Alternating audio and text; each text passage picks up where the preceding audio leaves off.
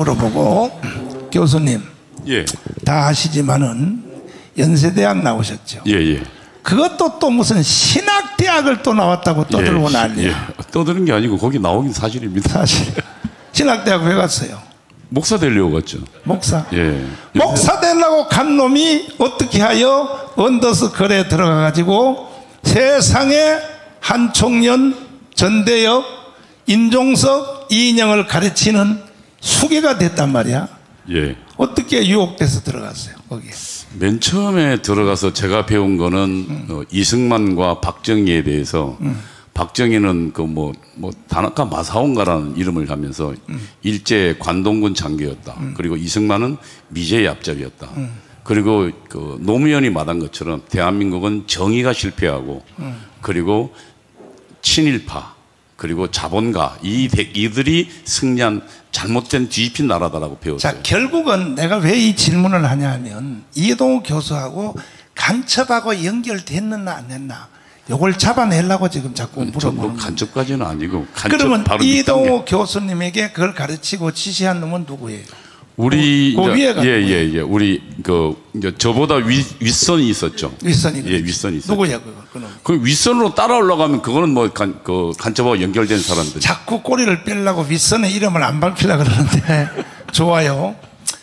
그런데 그때 같이 동료들은 다 밝혔으니까 동료들은 뭐 같이 그때 활동했던 사람들이 누구예요 그러니까? 그러니까 이제 저랑 같이 당시 이제 전대협을 지하에서 지도하는 조직이 있거든요. 그러니까 임수경 북한 보낸 저를 연대사국장으로 이제 시켰던 그게 이제 그 조통그룹이 있었고 그다음에 반미청년회가 있었고 반미청년회는 뭐 조국이 아니 뭡니까? 아니 같이 활동했던 사람을 까라고. 꿈이라고 별명이 그랬는데 연세대학교 화학과에 김병권이라는 친구가 있었습니다.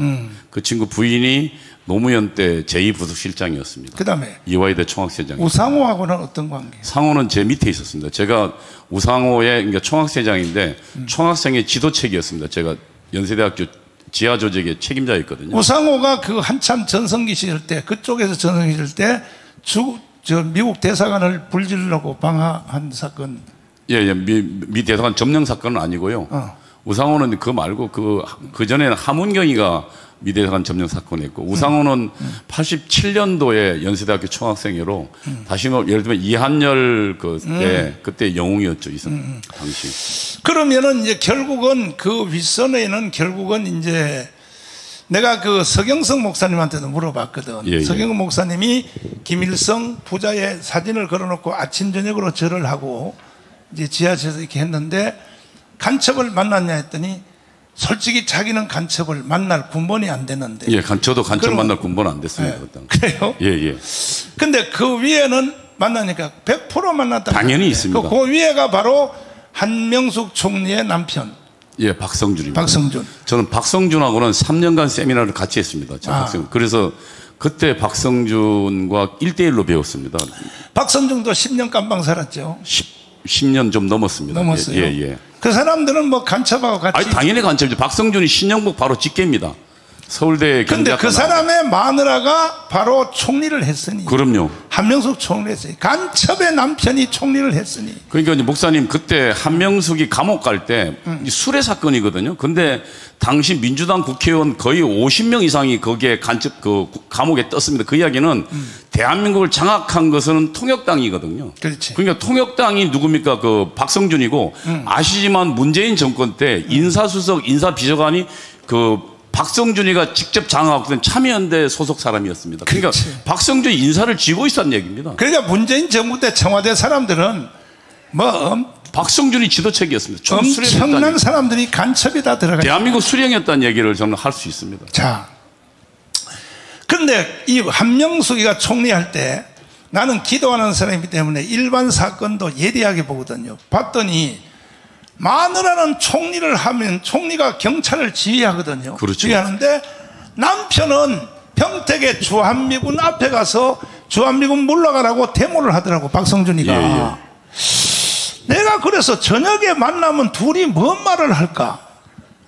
자, 총리는 경찰을 데리고 진압을 하고 남편은 주한미군 물러가라고 평택에서 데모를 하는데 둘이 그거 짜고 고스톱 치는 거 아닙니까? 짜고 고도 치는 겁니다. 박성준은 제가 3년간 공부했는데 그 당시 소련이 무너지는 절망적 상황에서도 뭐랬냐면 이동지 우리 혁명에 대한 열정은 절대로 없어지면 안 됩니다. 북한이 지금 어렵긴 하지만 그러나 이것을 듣고 위대한 수령의 지침에 따라서 주체혁명 기필코 이루어진다고 저한테 가르쳤거든요. 그러니까 박성준은 머리끝부터 발끝까지 빨갱이고 주사파고 공산주의자입니다. 근데 그 사람 남편이 바로 한명숙이라는 그 부인이요. 부인이요. 예. 그럼 그 간첩 가족 아닙니까? 간첩 부부죠. 그리고 한명숙은 박성준한테 포섭된 사람입니다.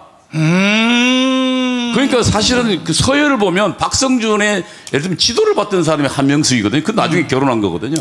그다음에 이제 뭐 저 경기에서 교육감 했던 그 가짜 목사. 예. 그 누구야? 이재정인가요? 이재정. 예. 뭐 이 사람들이 뭐 다 거의 간첩 수준까지 간 사람들 아니에요? 그러니까 간첩의 영향력 하에서 간첩에 조정받는 사람들. 그러니까 그걸 공산당 용어로는 프락션 한다 그럽니다. 그러면은 이인영에 대해서 이야기 한번 해봐요. 통일부 이인영은 그 반미청년의 사람입니다.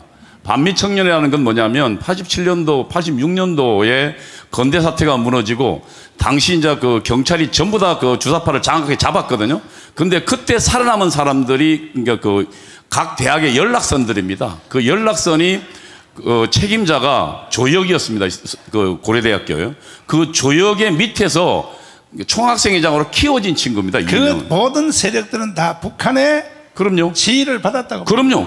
그리고 그런데 매일 김일성 수령에 대해서 충성 맹세하고 그리고 그 김일성 방송을 매일 듣던 사람들입니다. 매일 듣는 사람. 임종석에 대해서. 임종석은 거기는 더 말 날이 없이. 비서실장 임영석. 임종석이는 제가 본래 그 주사파들은 총학생회장이나 이런 지도부를 그 선거로 뽑는 게 아니고 이미 1년 전, 6개월 전부터 미리 선발합니다. 선발해서 미리 훈련을 시켜요. 그래서 저 같은 경우 임종석의 의장 교육팀이 있었습니다. 그러니까 임종석이가 그 88년도인가 89년도에 의장이 되는데 88년도 이미 10월에 의장 교육팀을 만들어서 임종석 한 명을 당시 여러 명이 교육시키고 저도 이제 그 교육팀에 들어갔으니까. 어제 드디어 사고가 터졌는데 청와대 비서관 하나가 양심선언을 했어요. 어제 성남공항에서 비행기에 대놓고 비행기 안에 달러를 가득 채워서 평양으로 날랐다. 예. 자, 맞습니다. 어제 그런데 가끔 가다가요 그 양심선언하는 놈들이 있어요. 어제 발표했어요. 문재인 정부 때 청와대 비서관이 이걸 어제 공개를 했습니다.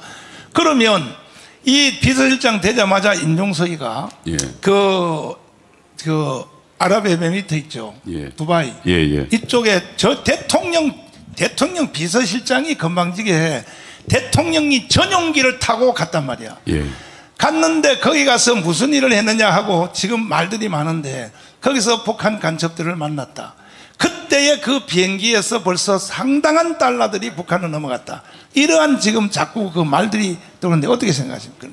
저는 충분히 그럴 수 있다고 생각합니다. 왜냐하면 그 임종석은 평생을 김일성, 김정일 그리고 북한에 대한 수령에 대한 충성을 맹세했던 친구거든요. 그 다음에요. 지금 문재인이가 평양에 9.19 회담을 갔을 때 예. 사실은 초대형 트럭에 19대 트럭에다가 뭐를 싣고 갔는지, 그 다음에 제주도에 귤감을 비행기도 싣고 간다고 해서 갔는데 사실은 그 비행기가 왜 제주도 가서 귤감 싣고 바로 평양으로 가면 되지 왜 김포공항을 왜 들렸다 가느냐. 그래서 그 안에 평양에 싣고 간 그 물품이 뭐냐. 그런데 어떤 한 분이 자수한 사람이 있어요. 대형 트럭에 싣고 간 그것이 뭐냐면은 그 인공위성 조준, 북한의 미사일 기술 있죠. 예. 이것과 그 MBC, KBS가 가지고 있는 중계할 때 있죠. 중계할 때 인공위성하고 전파를 중계하지 않습니까? 예. 이거하고 북한의 미사일 체계하고 똑같다는 거야. 예. 그 19대 구문을 가득히 채워서 북한에 갔는데 한 대도 안 가지고 내려왔어. 예. 정상회담 마치고. 예. 이거 문재인 간첩 아닙니까? 간첩입니다. 문제는 그거 말고도 간첩인 건 너무 많습니다. 오죽했으면 문재인 그 국제사회 유엔 총회 가서 2018년도 9월 16일자인가요? 미국의 블룸버그 통신에서 문재인은 그 김정은 수석 대변이라고 했지 않습니까? 맞아요. 그러니까 북한은 핵을 폐기할 강력한 의사가 있다고 전 국제사회 유엔 가서 북한 대변인 했지 않습니까? 사기쳤어. 네. 트럼프까지도 사기쳤어. 그리고 문재인은 한 게 종전 그 다음에는 가서 종전선언 하겠다 했습니까? 그거는 북한의 3대 투쟁 중에 반미 투쟁 중에 주한미군 철수를 위해서 지침 중에 하나가 종전선언입니다. 그걸 대통령이 했으니까요. 제가 다른 데서도 말을 한번 한 적이 있는데 문재인 이 개자식이요. 정말 저건 사형시켜야 돼요. 왜 그러냐면은 세상에 김정은을 만나고 가서는 뭐라고 거짓말이야. 김정은까지도 속여먹은 거야. 트럼프 대통령이 뭐라 그랬냐.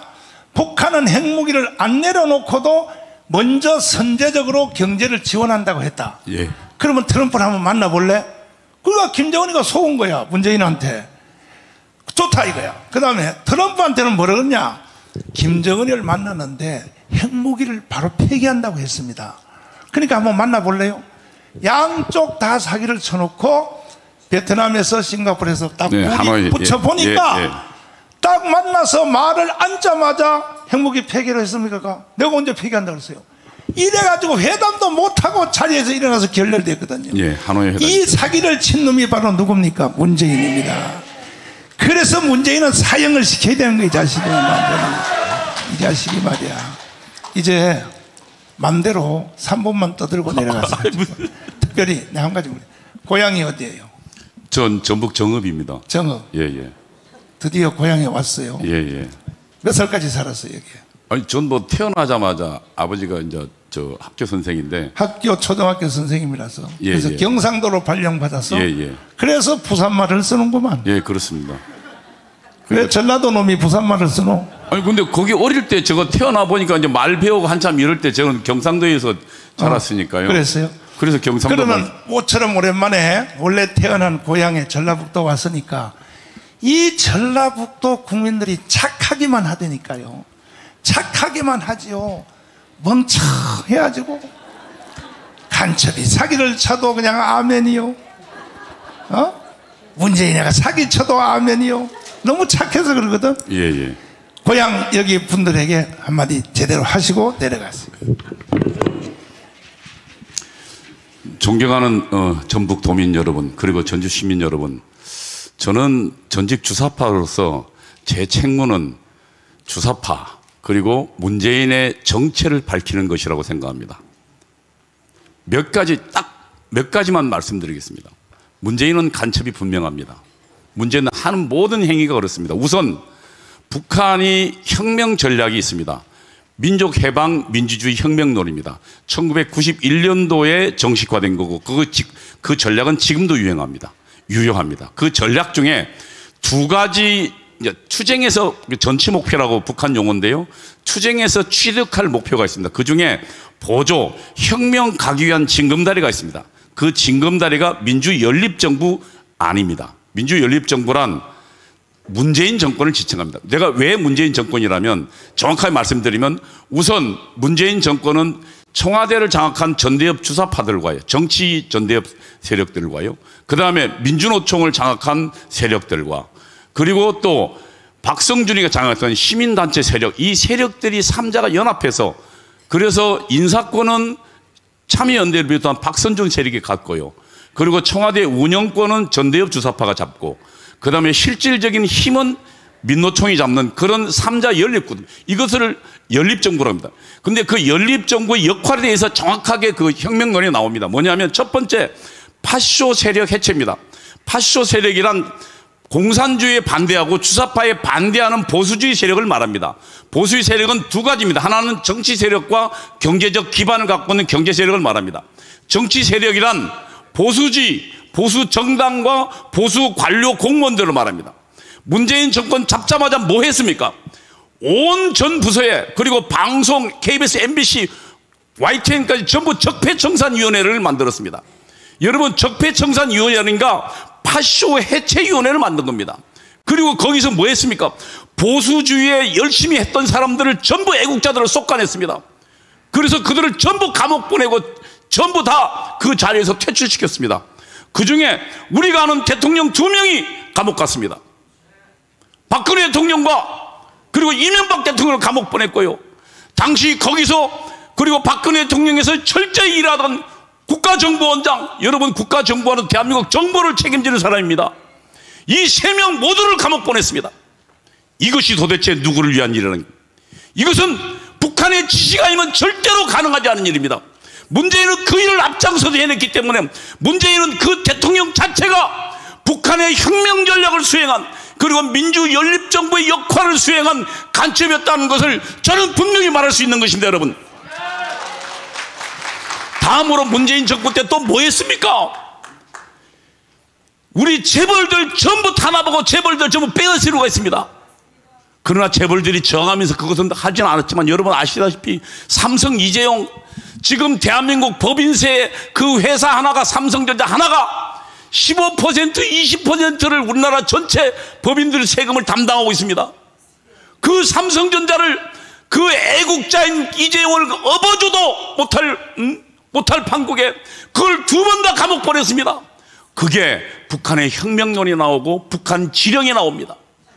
그리고 나중에 그 2번째 민주연립정부 기능 중에 하나가 파쇼 세력 해체하고 2번째가 사회정치생활민주화인데 말은 그럴듯하지만 얘기 들면 혁명 기반을 조성하는 겁니다. 그래서 국가보안법 완전히 무력화됐습니다. 우리 아이들요 촛불하고 나와가지고 뭐 했습니까? 공산혁명이 답이라고 해도 누구도 감옥 안 보냈습니다. 그리고 또 그 다음에 감옥 들어간 이석기나 이슬을 애국자라고 해서 결국 석방시켰습니다. 그리고 여러분 마지막 남은 국가정보원 무력화됐고요, 경찰 무력화됐고, 마지막 군 정보기관 남아있는 보안사 해체시켜버렸습니다. 그리고 보안사에 30년간 간첩 잡는 걸 특정화했던 그런 사람들 전부 어디로 보냈으면 일선부대로 다 보내버렸습니다. 이것이 문재인이 간첩이라도 확실한 증거입니다. 여러분, 저는 북한의 남조선 혁명의 앞잡이였던 문재인은 반드시 구속시켜야 한다고 생각합니다. 김대중 그리고 문재인으로 이어지는 대한민국의 북한의 혁명의 앞잡이들, 저는 적어도 전라도가 일어나야 이들을 뒤집을 수 있다고 생각합니다. 그들의 정체를 보다 분명히 알아야 됩니다. 한마디만 외치겠습니다. 남조선 혁명의 앞잡이 문재인을 구속하라! 구속하라! 구속하라! 감사합니다.